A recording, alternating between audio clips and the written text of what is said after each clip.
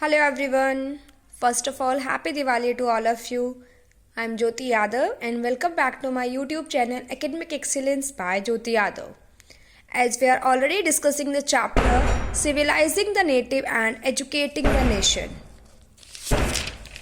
As we have already discussed introductory part of the chapter and we have covered till the point that when William John set up Asiatic Society and they also argue with the other British officials that we need to implement Indian education system in India. So let's discuss the chapter further. When they are focusing more on the education in India. So after that, see what happened. Now we are going to discuss the madrasa. Madrasa is also a type of college. मतलब जो Muslims हैं, Muslims में college को क्या बोल देते हैं? मदरसा बोल देते हैं. ठीक है. So they set up a madrasa in Calcutta in 1781. Fine. This is important one. Date and place also. Over there, they provide the education of Arabic, Persian and Islamic law. They set up this college to promote Arabic, Persian and Islamic law. After that in Banaras, they set up a Hindu college in 1791.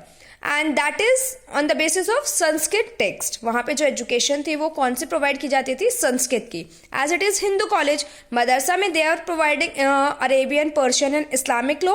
Hindu college में they are providing the knowledge of Sanskrit text. Fine.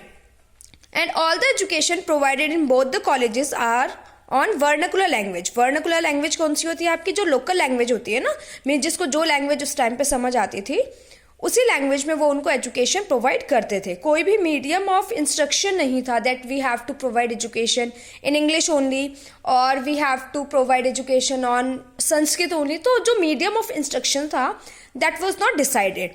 तो वहाँ पे कौन सी language होती थी? Vernacular language, मतलब local language होती थी. तो इसी के बेसिस पे जो ब्रिटिशर्स थे ना, उन्होंने क्या बोला कि जो ईस्टर्न का जो एजुकेशन सिस्टम है that is full of errors, कि उसमें बहुत सारे एरर्स है. उन्होंने क्या किया? उस चीज़ को क्रिटिसाइज भी किया. As we have already discuss कि जैसे जो हमारे जेम्स मिल थे, जेम्स मिल ने भी क्या किया था? ओरिएंटलिस्ट को बहुत ज़्यादा क्रिटिसाइज किया था. उन्होंने बोला था that the way they are giving education ना that is full of error, उसमें बहुत सारे मिस्टेक्स है, इस तरीके से एजुकेशन नहीं दी जाती है किसी को. ठीक है.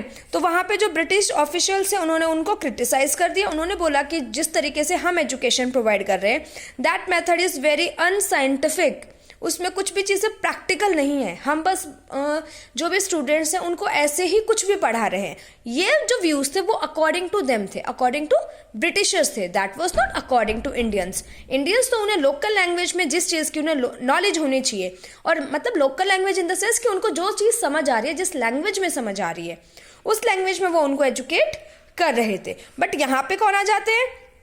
जेम्स मिल आ जाते हैं. अब जेम्स मिल भी क्या करते हैं? अटैक करते हैं ओरिएंटलिस्ट पे. फाइन. उन्हें भी वो सारी चीज़ें बिल्कुल भी पसंद नहीं थी दैट वी आर प्रोवाइडिंग और we are following Indian education system, we should follow western education क्योंकि वी आर ब्रिटिशर्स ओनली. तो हमें यहाँ पे अपनी चीज़ों को प्रमोट करना चाहिए ना. तो इसलिए उन्होंने क्या किया? ओरिएंटलिस्ट को क्रिटिसाइज किया. अब जो थॉमस बेबिंगटन मैकले थे ना, उन्होंने सीधी सीधी एक लाइन बोली that Indians are uncivilized which need to be civilized. और उन्हें हम सिविलाइज्ड किस तरीके से कर सकते हैं? By English education system only. उनको मतलब इस चीज़ पे बिल्कुल 100% श्योर था कि इंडियंस को अगर हम सिविलाइज्ड कर सकते हैं तो वो सिर्फ इंग्लिश तरीके से कर सकते हैं, क्योंकि ये जो चीज़ है वो उनके टेस्ट को चेंज करेगी. ठीक है. उनकी वैल्यूज़ को चेंज करेगी. फिर उसके बाद वो ब्रिटिशर्स के अकॉर्डिंग सोचने लग जाएंगे. उन्हें भी थोड़ा लगेगा that yes now we can adopt the culture of western. ठीक है. तो उन्होंने बोला कि इंडियन एजुकेशन सिस्टम पे और एंशियंट टेक्स्ट पे, संस्कृत टेक्स्ट पे जो भी अगर हम if we are spending money ना, so that is totally the wastage of money. If we are focusing on the library where we are providing Sanskrit text to the students or to the Indians, that is also wastage of money. उन्होंने सीधा सीधा बोला. ठीक है. तो उन्होंने focus किस पे किया? उन्होंने फोकस किया इंग्लिश पे. That medium of instruction should be English. ठीक है. It will change their taste and value also. ठीक है. उन्हें पता चलेगा that what is the value of westernization. Fine. तो एक बार अगर उन्हें हम थोड़ा सा वेस्टर्न कल्चर अगर अडॉप्ट कर लेते हैं so it will help them to develop themselves. ठीक है. और फिर हम उन्हें बोल सकते हैं that you were uncivilized, English only civilized you. Fine, तो अभी देखिए 1835 में हमारे पास दो सिस्टम आ जाते हैं। एक तो जो मैकले मिनट है, यहाँ पे मैकले मिनट मतलब कुछ इंस्ट्रक्शंस होते हैं जो मैकले ने अपने अकॉर्डिंग जो भी उनका जो एक्ट था, जो इंग्लिश एजुकेशन सिस्टम नहीं, मतलब सिस्टम इन द सेंस कि एक्ट था ये आपका, ठीक है, इंग्लिश एजुकेशन एक्ट, ये भी आपका कब आया था 1835 में। और मैकले मिनट भी क्या कब आया था 1835 में। मिनट की हेल्प से उन्होंने जो एक्ट था वो अप्लाई किया था, ठीक है। और मैकले मिनट मतलब जब भी कब हम कोई मीटिंग अटेंड करते हैं and if you are not able to attend that particular meeting, तो मिनट्स ऑफ मीटिंग आ जाते हैं जिसमें सिंपली आपके पास क्या होते हैं, इंस्ट्रक्शंस होते हैं, ठीक है। तो इसी तरीके से जो मैकले मिनट था उसमें भी उनके जो भी यू कैन से इंस्ट्रक्शंस थे वो हमने यहाँ पे नोट डाउन किए थे, जिसको आपने मैकले मिनट बोला था।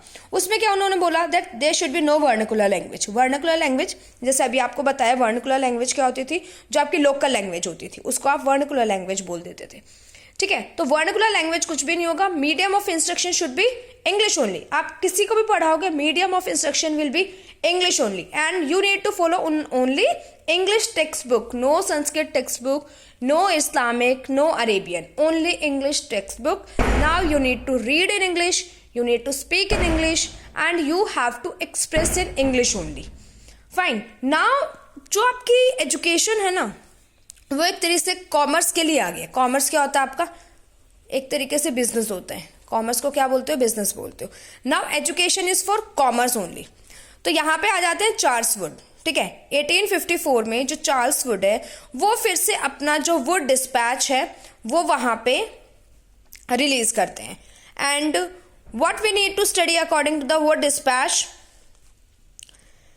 Would dispatch introducing European way of education where medium of instruction will be English, ठीक है। You are having proper your curriculum, proper syllabus which you need to cover with in this week. मतलब वहाँ पे आपका ये लगा लीजिए जो वीकली सिलेबस है वो भी होता है, मंथली जो आपका सिलेबस है वो भी होगा और एनुअली तो आपका होता ही है, ठीक है। तो ये सारी चीज़ें कहाँ पे आई, ये सारी चीज़ें आ गई थी आपके वुड डिस्पैच में। That there will be proper planning that what you need to cover in this week, this week month और थ्रू आउट द ईयर, ठीक है।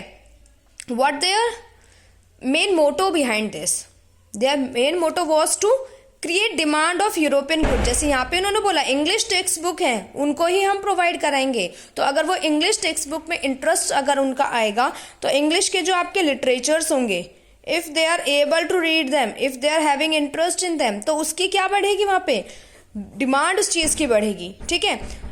डिमांड बढ़ेगी तो वो किस पे डिपेंड हो जाएंगे, यूरोपियन गुड्स पे वो डिपेंड हो जाएंगे, ठीक है। और उसके बाद जो इंडियंस होंगे वो यूरोपियन गुड्स को ही क्या करेंगे, वो अप्रिशिएट भी करेंगे, ठीक है। तो यहाँ पे जो पूरा का पूरा जो सिस्टम है that is only for commerce, मतलब बिजनेस पर्पस है।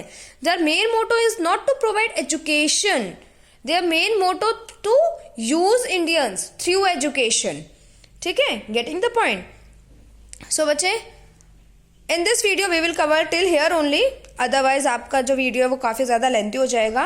Rest part I will cover in next video. Thank you so much for watching and please do like, share and subscribe the channel. Thank you so much.